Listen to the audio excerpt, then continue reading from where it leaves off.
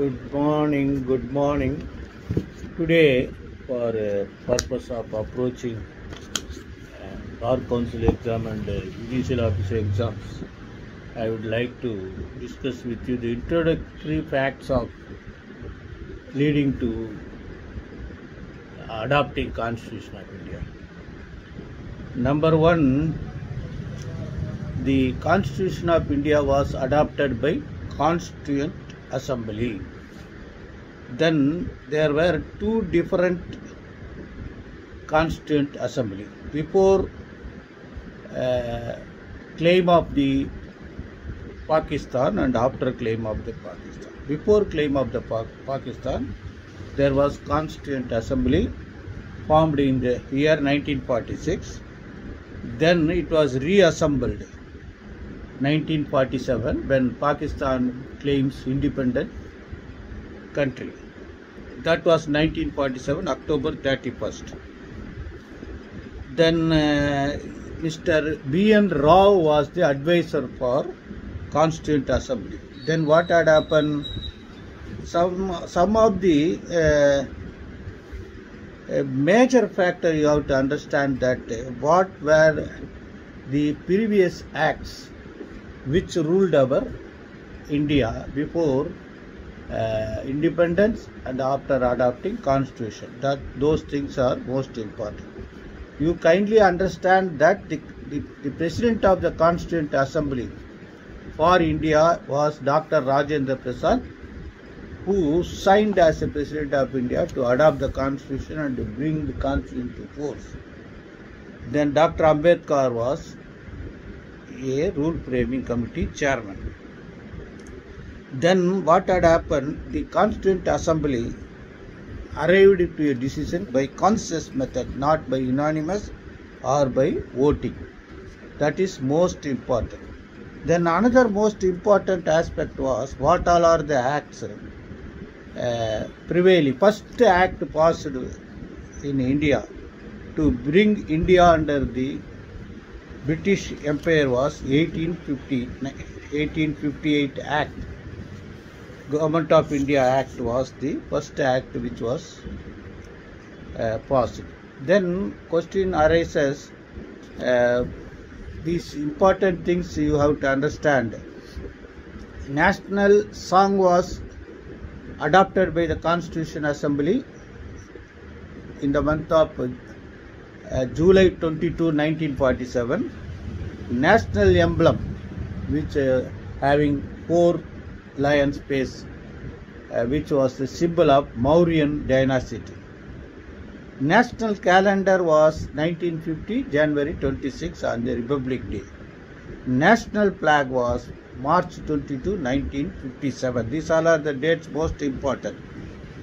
Then you see, understand, there were Government of India Act 1858, then Government of India Act 1919, then Indian Council Act 1909, Pitt's India Act 1784, then Government of India Act 1935 was the last act.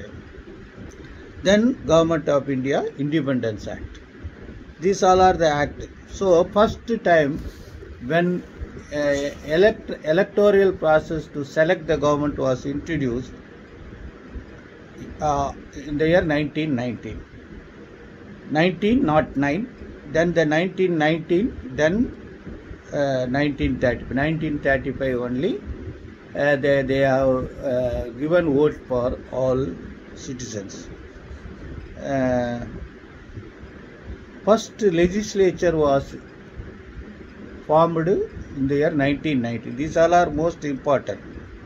So I said 1858, the Crown took the Government of India into its own hands.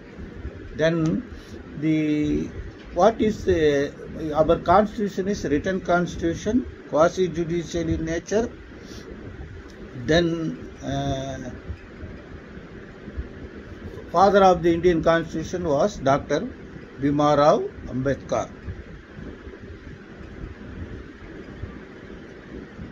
Then you see in the preamble is a declaration of citizens who were living in the year 1949. We, the people of India, resolved. That preamble was introduced by Pandit Jawaharlal Nehru. Our constitution is mixture of several constitutions and completely followed several provisions of Government of India Act 1935. Constitution of India has its own article to adopt certain provisions which were prevailing prior to Constitution of India. Then you see first session of Constitutional Assembly held in New Delhi.